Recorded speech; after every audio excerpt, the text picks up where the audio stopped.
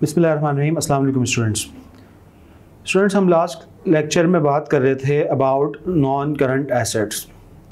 Non current assets क्या होते हैं? जब आप नॉन करंट एसेट्स ख़रीदते हैं तो आप उसकी अकाउंटिंग कैसे करते हैं, और जब जैसे जैसे आप नॉन करंट एसेट्स को अपने बिज़नेस में यूज़ करते हैं, इस्तेमाल करते हैं, तो over the life of that non current asset आप उसको किस तरह से अकाउंट फॉर करते हैं अपनी बुक्स में, अपने फाइनेंशियल स्टेटमेंट में।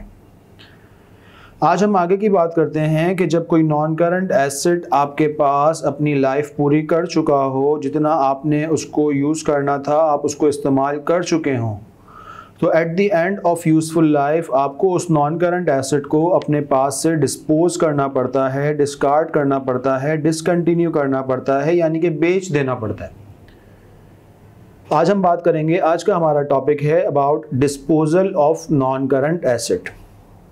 बच्चों एक बात याद रखिएगा कि हरगिज़ ये ज़रूरी नहीं है कि जब कोई बिज़नेस कोई नॉन करंट एसेट एक्वायर करे और डे वन पे जो वो उसकी यूज़फुल लाइफ अपने पास असेस करे तो वो उसको उतने साल तक इस्तेमाल करता ही रहे। समटाइम्स होता है ऐसे है कि आपके पास एसेट की लाइफ तो होती है लेकिन आप उसको ड्यूरिंग द लाइफ डिस्पोज कर सकते हैं किसी भी वजह से। नॉर्मल एग्जांपल्स होती हैं हमारे सामने कि हम कोई गाड़ी, मोटर व्हीकल या परचेज़ करते हैं जब, तो हम अपने पास उसकी लाइफ से पहले भी समटाइम्स उसे डिस्पोज कर देते हैं, बेच देते हैं, हमें चेंज करने की जब ज़रूरत पेश आती है। तो हम दोनों केसेस में, दोनों सिनेरियोज़ में बात करेंगे कि हमारे पास नॉन करंट एसेट अपनी पूरी ज़िंदगी इस्तेमाल करने के बाद और ड्यूरिंग इट्स लाइफ जब डिस्पोज करें तो हमें उसकी अकाउंटिंग किस तरह करने की ज़रूरत पेश आती है। उससे पहले हम ये बात याद रखने की ज़रूरत है कि हम जब नॉन करंट एसेट की अकाउंटिंग करते थे तो एक तरफ जब एसेट को ख़रीदते थे तो हम एसेट अकाउंट को डेबिट करते थे। अगर आपके सामने मैं लास्ट एग्जांपल रखूं, हमने जो लास्ट एग्जांपल डिस्कस की थी कि on January 1, 2016 company acquired a plant for ₹100,000, scrap value 10,000 और लाइफ इसकी हमने असेस की थी 4 ईयर्स।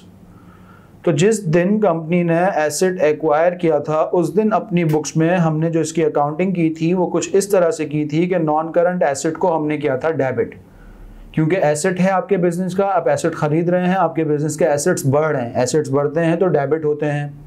और साथ साथ हम अज्यूम करते हैं कि आपने कैश पे ये एसेट खरीदा, पैसे दे के खरीदा, तो आपके पास से, आपके अकाउंट से पैसे गए, आपका बैंक बैलेंस कम हुआ, तो बैंक भी आपके बिजनेस के लिए एसेट है, एसेट आपका कम हुआ, आपका एसेट कम हुआ तो वो क्रेडिट। फिर हमने एक बात सीखी थी कि आपके पास जैसे जैसे एसेट इस्तेमाल होता जाता है तो उसकी वैल्यू में इस्तेमाल होने की वजह से कमी वाक़ होती है।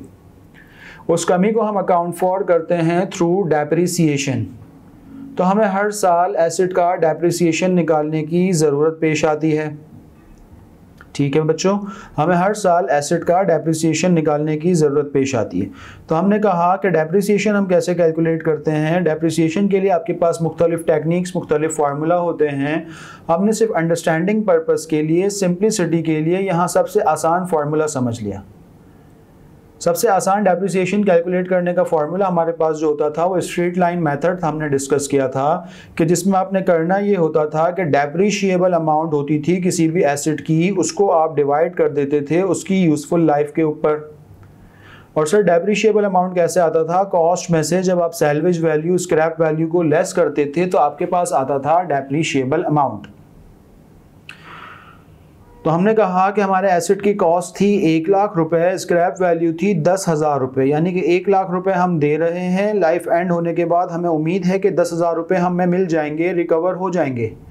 तो नेट हमारी जेब से इस एसेट से रिलेटेड जो पैसे जा रहे हैं वो 90,000 जा रहे हैं, और लाइफ हमने असेस की है इसकी 4 ईयर्स। तो इट मीन्स 1 साल का डेप्रिसिएशन हमारे पास कितना आ जाएगा? 22,500। फिर हमने ये बात कही थी कि स्ट्रेट लाइन का करैक्टरिस्टिक ये होता है कि आपके पास डेप्रिसिएशन का खर्चा हर साल सेम आता है अनटिल अनलेस कि आपके एस्टिमेट्स में कोई तब्दीली ना आ जाए। तो हमने कहा कि जब जनवरी 1, 2016 पे हमने एसेट ख़रीदा तो हमने पूरा 1 लाख से उसे डेबिट किया और बैंक कर दिया क्रेडिट। अब क्योंकि 1 साल गुजर चुका था एसेट की लाइफ का तो हमें उसे डेप्रिशिएट करना था, डेप्रिशिएट करने की ज़रूरत थी, तो हमने उसको डेप्रिसिएशन निकाला, अमाउंट आया 22,500। तो हमने कहा ये 1 लाख का जो एसेट लिया था 1 साल गुजरने के बाद ये 22,500 का यूटिलाइज हो गया, इस्तेमाल हो गया। तो जितना इस्तेमाल हो गया, यूटिलाइज हो गया, उतनी हमें अपनी बुक्स में एंट्री रिकॉर्ड करनी होगी। और हमने कहा था कि डेप्रिसिएशन हमारे बिजनेस के लिए एक्सपेंस है, तो जब भी हम डेप्रिसिएशन रिकॉर्ड करेंगे हमारे बिजनेस के एक्सपेंसेस बढ़ेंगे, और एक्सपेंसेस बढ़ते हैं तो डेबिट होते हैं। तो हमने 31 दिसंबर 2016 पे डेप्रिसिएशन एक्सपेंस को डेबिट करके, हमारे पास एक्चुअल में तो कमी वाक़ई हो रही थी एसेट में, लेकिन हम डायरेक्ट एसेट को क्रेडिट नहीं करते, कॉन्ट्रा एसेट अकाउंट क्रिएट करते हैं जिसे हम नाम देते थे एक्यूमुलेटेड डेप्रिसिएशन। तो क्योंकि जब ये कॉन्ट्रा एसेट है, इसका काम क्या है कि बैलेंस शीट पे हमारे एसेट की वैल्यू को कम किया जाए, कम करें। तो जब एसेट्स बढ़ते थे तो डेबिट होते थे, तो जब कोई कॉन्ट्रा एसेट बढ़ेगा तो वो क्रेडिट होगा। तो जब हमने डेप्रिसिएशन रिकॉर्ड किया तो उसके नतीजे में हमारा कॉन्ट्रा एसेट एक्यूमुलेटेड डेप्रिसिएशन बढ़ा, तो उसे हमने कर दिया क्रेडिट 22,500। और क्योंकि स्ट्रेट लाइन मेथड है तो आपके पास सेम जर्नल एंट्रीज 4 साल तक रिकॉर्ड होती रही। तो आपके पास जो एसेट आपने जनवरी 1, 2016 पे 1 लाख रुपए का परचेज किया था, वो अपनी लाइफ गुजरने के बाद ultimately at the end of 4th year यानी कि 31 दिसंबर 2019 को हो गया 10,000 रुपीज़ का। याद रखने की बात बच्चों ये है कि हमने इस एसेट से रिलेटेड अपनी बुक्स में एक अदद एसेट रिकॉर्ड किया था और एक अदद accumulated depreciation Contra asset record किया था। असल जब भी हम अपनी बुक्स में अपने पास एसेट को डिस्पोज करते हैं तो at the time of disposal हमारे पास 4 तरह के इवेंट्स हमें इनकॉर्पोरेट करना पड़ते हैं। 4 तरह के इवेंट्स हमें अपनी बुक्स में रिकॉर्ड करने की ज़रूरत पेश आती है। पहला इवेंट सर, हमें अपनी बुक से उस एसेट को रिमूव करने की ज़रूरत पेश आती है।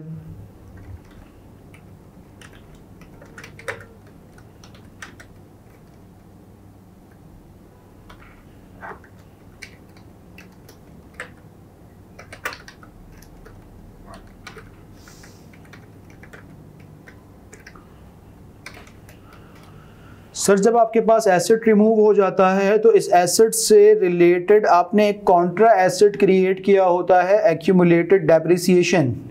तो जब आपके पास एसेट ही नहीं बचा, एसेट ही नहीं रहा, तो उसके कॉन्ट्रा एसेट का क्या काम? तो साथ साथ आपको अपने पास कॉन्ट्रा एसेट को भी रिमूव करने की ज़रूरत पेश आती है, यानी कि एक्यूमुलेटेड डेप्रिसिएशन के अकाउंट को। तीसरा काम हमें ये करना होता है कि जो हमें पैसे मिलते हैं एसेट बेचने के अगेंस्ट, वो रिकॉर्ड करने होते हैं। कैश रिसीव्ड, उसकी अकाउंटिंग करनी होती है। और चौथा काम आपने ये देखना होता है कि ये जो आपने एसेट बेचा, इस पे हमें गेन हुआ या लॉस हुआ, गेन और लॉस ऑन डिस्पोजल। बच्चों इसको अगर मैं आपको इंटरेस्टिंग बनाने के लिए एक अच्छी सी एग्जांपल से समझाना चाहूँ तो आप जिंदगी भर इस बात को नहीं भूलेंगे, डिस्पोजल की अकाउंटिंग को। डिस्पोजल को आप जब किसी नॉन करंट एसेट को डिस्पोज कर रहे होते हैं तो टेक्निकली आप कर क्या रहे होते हैं? उसे अपने यहाँ से, अपनी फैक्ट्री से, अपने ऑफिस से, अपने फाइनेंशियल स्टेटमेंट से रुखसत कर रहे होते हैं। तो सर वर्ड रुखसत से मुझे याद आता है कि रुखसती तो मेरी बहन की भी होती है शादी के टाइम पे, मेरी सिस्टर की भी होती है, मेरी और कोई हमारे घरों में बच्चियाँ होती हैं उनकी भी रुखसती होती है शादी के टाइम पे। तो सर अगर आप इन इवेंट्स को, ये जो आपके पास 4 तरह के इवेंट्स हैं, आप उस शादी के इवेंट के साथ मिला लेंगे, मैच कर लेंगे, तो आपके लिए बहुत आसानी से ये बात याद रखने के लिए आसानी से हो जाएगी। लेट सपोज मैं कहता हूँ कि मेरी बहन की रुखसती होती है, मेरी बहन घर से चली जाती है, मेरी सिस्टर की शादी हो जाती है।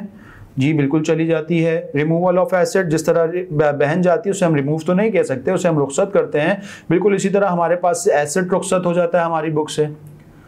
बच्चों जब आपके घर से आपकी सिस्टर जाती है तो वो खाली हाथ नहीं जाती, अपने साथ आपके पेरेंट्स ने उसकी पैदाइश से लेके शादी तक जो जहेज जमा किया होता है वो भी साथ लेके जा रही होती है। तो बहन अपने साथ अपना जहेज भी लेके जाती है। तो बिल्कुल इसी तरह नॉन करंट एसेट का जहेज क्या होता है? उसका कॉन्ट्रा एसेट। तो जब एसेट नहीं रहेगा तो उसके कॉन्ट्रा एसेट को भी ख़त्म करना पड़ेगा। तो सिस्टर जाएगी तो अपने साथ जहेज लेके जाएगी, एसेट जाएगा तो अपने साथ अपना कॉन्ट्रा एसेट भी लेके जाएगा। तीसरी बात, जब आपके पास बहन की शादी आप करते हैं तो लाजमी बात है, आपके पास शादी होती है, आप मेहमानों को इनवाइट करते हैं, आते हैं, लोग अपने पास तोहफे तोहफ़ देते हैं, कवर्स एनवलप्स देते हैं, आपको कुछ पैसे रिसीव होते हैं। तो बिल्कुल जब एसेट बिकता है तो आपके पास पैसे रिसीव हो रहे होते हैं, थर्ड इवेंट, उसको आपको अकाउंट फॉर करना पड़ेगा। और चौथा काम जो करते तो सब हैं लेकिन बताता कोई नहीं है कि आप फ़ौरन जाके ये चेक करते हैं कि यार शादी में पैसे कितने रिसीव हुए, खर्चा कितना हुआ। नॉर्मली लॉस ही होता है, खर्चा ज़्यादा हो जाता है, पैसे रिसीव कम होते हैं, बट आप अपनी दिल की तसल्ली के लिए चेक ज़रूर करते हैं कि हमें इसमें गेन हुआ या लॉस हुआ। तो बिल्कुल सर यही 4 तरह के काम आपके पास होते हैं जब आप अपनी बुक से कोई नॉन करंट एसेट को रिमूव करते हैं, एलिमिनेट करते हैं, डिस्पोज करते हैं। और इसकी सपोर्ट के लिए आपको करना क्या पड़ता है, आप एक अदद टेम्परेरी अकाउंट क्रिएट करते हैं। जिस दिन आपको अपने पास कोई नॉन करंट एसेट डिस्पोज करना होता है उस दिन आप अपने पास एक टेम्परेरी अकाउंट क्रिएट करते हैं जिसको हम नाम देते हैं non current asset disposal account. Sir ये एक टेम्परेरी अकाउंट है जिसका कोई नेचर नहीं है। नेचर से मुराद ना कोई एसेट है, ना कोई लायबिलिटी है, ना कैपिटल है, ना रेवेन्यू है, ना एक्सपेंस है। सर जिस दिन आप अपना पास एसेट को डिस्पोज करने जा रहे होते हैं, डिस्कार्ड करने जा रहे होते हैं, डिसकंटिन्यू करने जाते हैं, उसी दिन ये अकाउंट आपके पास ओपन होता है उसी दिन, और उसी दिन ये आपके पास क्लोज भी हो जाता है। ओपन होना और क्लोज होने से क्या मुराद है कि उसी दिन आपके पास इसकी डेबिट साइड पे भी एंट्रीज पोस्ट होती हैं, क्रेडिट साइड पे भी होती हैं। अल्टीमेटली इसका डेबिट क्रेडिट बराबर हो जाता है और ये आपके पास क्लोज हो जाता है। सर इसको हम यूज कैसे करते हैं? सर हमारे पास टोटल 4 एंट्रीज रिकॉर्ड होंगी at the time of disposal. तो सर जब भी आपके पास कोई क्रेडिट एंट्री रिकॉर्ड होगी तो उसके अगेंस्ट में आप debit non current asset dispose account को करेंगे, और जब भी आपके पास कोई डेबिट एंट्री रिकॉर्ड होगी तो उसके अगेंस्ट में आप अपने पास non current asset disposal account को क्रेडिट करते हैं। और अल्टीमेटली आपका डेबिट क्रेडिट बराबर हो जाता है और सेम डे पे फिर आप इसको क्लोज कर देते हैं, ख़त्म कर देते हैं। सर हम इसी पुरानी वाली एग्जांपल को कैरी करते हैं। लेट सपोज 31 दिसंबर 2019 पे जब ये लाइफ पूरी हो गई तो हमने इस एसेट को 10,000 रुपये पे ही बेच दिया, जो कि हमारे पास इसकी स्क्रैप वैल्यू थी, हमने उसी पे इसको बेच दिया। On December 31, 2019 asset disposed of for rupees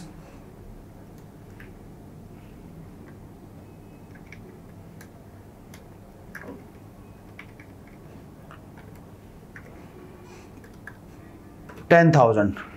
हमने 31 दिसंबर 2019 पे ही इस एसेट को 10,000 रुपये का बेच दी। अब देखें सर, अब हम इसकी चारों एंट्रीज समझने की कोशिश करते हैं। पहला काम हमें क्या करना पड़ेगा, जब एसेट हमने बेच दिया तो हमें अपनी बुक से एसेट को रिमूव करना पड़ेगा, एसेट को ख़त्म करना पड़ेगा। एसेट हमने बेच दिया, हमारे बिजनेस के एसेट्स कम हो गए, और एसेट्स कम होते हैं तो क्रेडिट हो जाते हैं। तो मैं अपने पास रिकॉर्ड करूंगा 31 दिसंबर 2019 प्लांट अकाउंट, एसेट का नाम था मेरे पास प्लांट को करूंगा मैं क्रेडिट। और थोड़ी देर पहले मैंने आपसे कहा कि जब भी कोई क्रेडिट होता है तो उसके अगेंस्ट आप डेबिट करेंगे non current asset disposal account को। इसको मैं थोड़ा शॉर्ट कर लेता हूं ताकि हमारे पास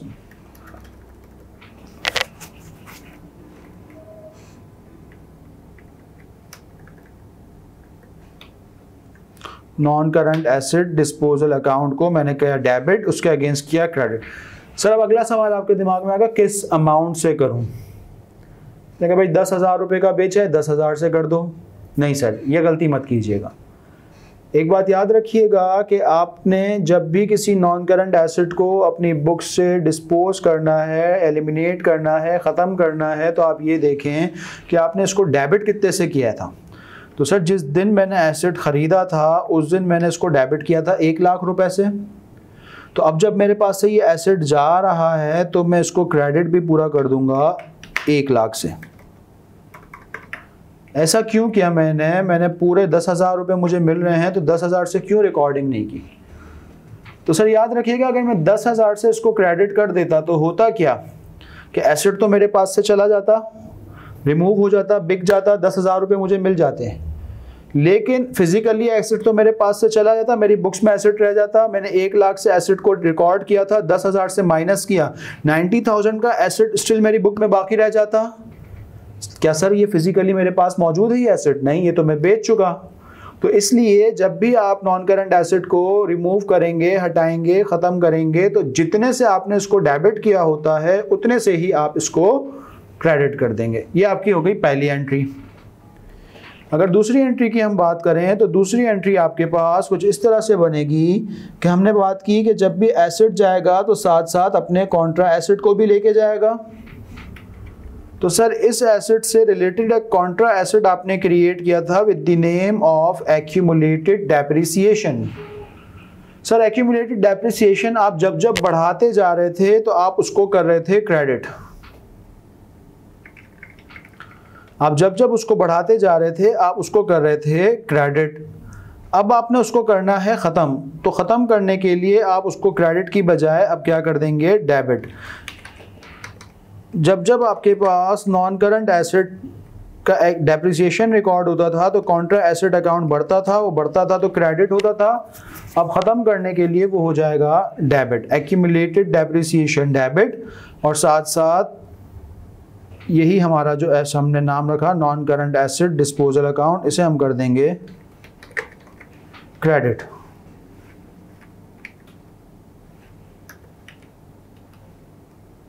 अब सर किस अमाउंट से किया जाए, तो आप ये देखें कि 4 साल तक आपने एक्यूमुलेटेड डेप्रिसिएशन को कितने अमाउंट से क्रेडिट किया। सर हर साल आप अपने पास 22,500 से एक्यूमुलेटेड डेप्रिसिएशन को क्रेडिट करते थे, तो 4 साल तक ये आपके पास टोटल बन गया 90,000। 4 साल तक का आपने टोटल किया तो ये आपके पास बन गया 90,000। तो अब ख़त्म करने के लिए इसे आप डेबिट भी कितने से करेंगे, विद द अमाउंट 90,000, और क्रेडिट एंट्री भी रिकॉर्ड हो जाएगी 90,000। तो सर ये दूसरी ट्रांजैक्शन आपकी पोस्ट हो गई। चलें बच्चे, तो सेकंड एंट्री हमारे पास रिकॉर्ड हुई, हमने अपने पास एक्यूमुलेटेड डेप्रिसिएशन कॉन्ट्रा एसेट को ख़त्म किया, उसको ख़त्म करके हमने डेबिट किया, और लास्ट हमने non current asset disposal account को कर दिया क्रेडिट। अब थर्ड हमें जो इवेंट यहाँ पे रिकॉर्ड करने की ज़रूरत है वो हमें जो पैसे मिले। हमने एसेट कितने का बेचा, 10,000 रुपये का। इट मीन्स 10,000 रुपये हमें रिसीव हुए, हमारे पास कैश आया, कैश हमारे बिजनेस का एसेट बढ़ा तो डेबिट किया हमने 10,000 रुपये। ठीक है, 10,000 रुपये हमें रिसीव हुए, कैश हमारे बिजनेस के लिए एसेट है, हमने 10,000 रुपये का बेचा, 10,000 रुपये हमें रिसीव हुए।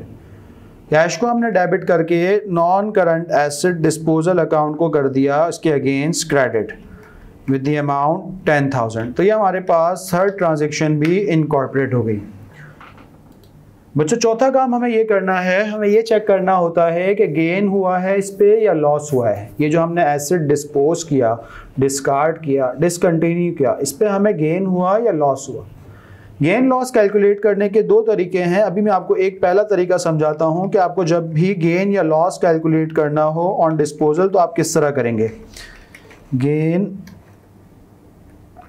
और लॉस ऑन डिस्पोजल। देखिए सर आपने करना क्या होता है, गेन या लॉस ऑन डिस्पोजल कैलकुलेट करने के लिए आपके एसेट की जो कॉस्ट है उसमें से आप उसका एक्यूमुलेटेड डेप्रिसिएशन लेस कर दें।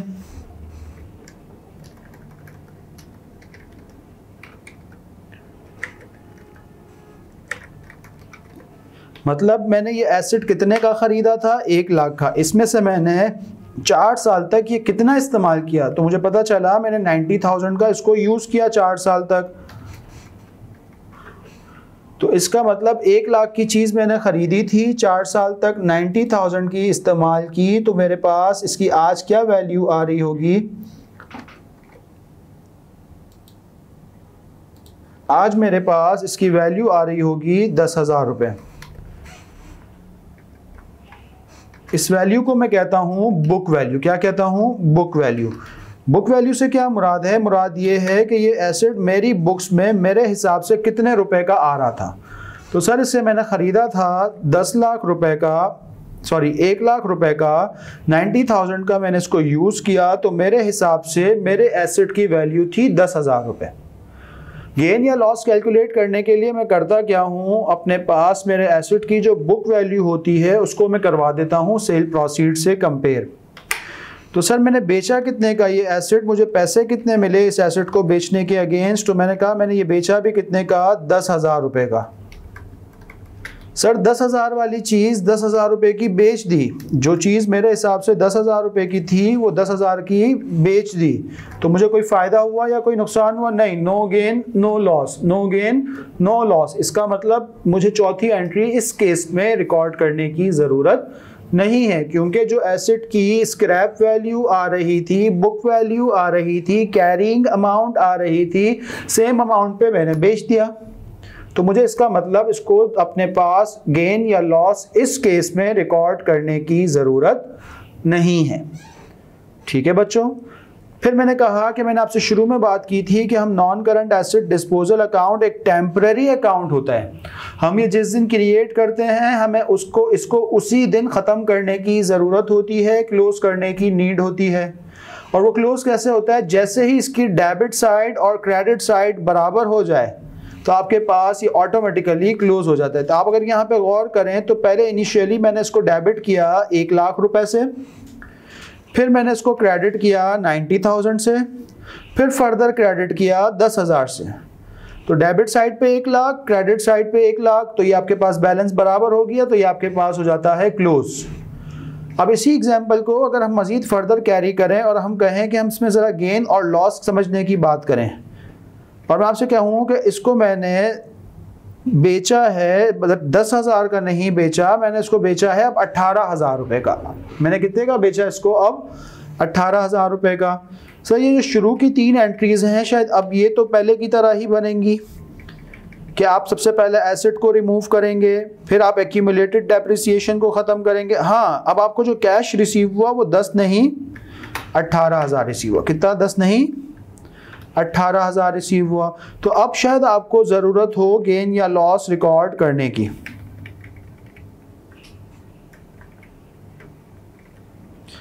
सर दूसरे केस में मुझे शायद ज़रूरत हो अपने पास गेन या लॉस रिकॉर्ड करने की ज़रूरत। मेरे पास एसेट की बुक वैल्यू बची 31 दिसंबर 2019 पे 10,000। सर 10,000 वाली चीज़ अब मैंने कितने की बेची है? 18,000 की। 10,000 वाली चीज़ मैंने कितने की बेच दी? 18,000 की। तो सर टेक्निकल बात है कि अगर 10,000 की चीज़ मैंने 18 की बेच दी, मुझे फ़ायदा हुआ नुकसान हुआ? लाजमी बात है मुझे फ़ायदा हुआ, और इस फ़ायदे को मैं क्या कहता हूँ? Gain on disposal. इसको मैं नाम देता हूँ गेन ऑन डिस्पोजल। और अकाउंटिंग में गेन ऑन डिस्पोजल का नेचर मेरे पास होता है, मेरे लिए ये अदर इनकम रिकॉर्ड की जाती है। और सर जब इनकम बढ़ती है, मुझे गेन हुआ, मेरी इनकम बढ़ी, इनकम बढ़ती है तो क्रेडिट होती है। तो आपके पास गेन ऑन डिस्पोजल तो हो जाएगा क्रेडिट, बट सर इसके अगेंस्ट डेबिट क्या होगा?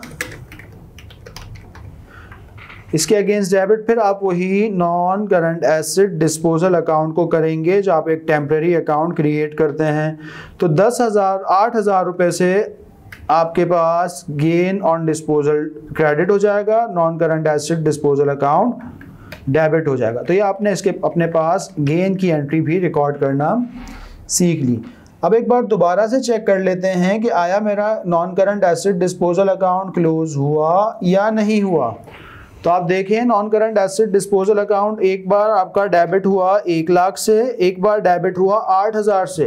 तो टोटल डेबिट कितना हुआ? एक बार डेबिट हुआ आपके पास 1 लाख से और एक बार डेबिट हुआ 8,000 से। टोटल डेबिट हुआ 1,08,000। अब क्रेडिट चेक कर लेते हैं। Non current asset disposal account एक बार क्रेडिट हुआ 90,000 से, एक बार क्रेडिट हुआ 18,000 से। तो ये भी आपके पास 1,08,000 से क्रेडिट हुआ। तो फिर आपके पास डेबिट क्रेडिट साइड बराबर हो गई, तो आपके पास गेन का केस आ गया।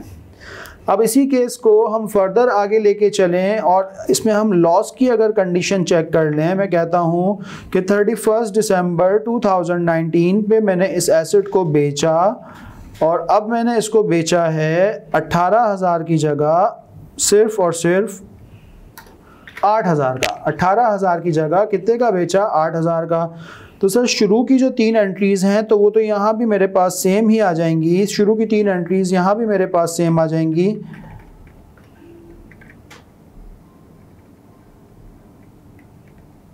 एसेट को मुझे ख़त्म करना पड़ेगा, क्रेडिट करना पड़ेगा, उसके against non current asset disposal debit हो जाएगा।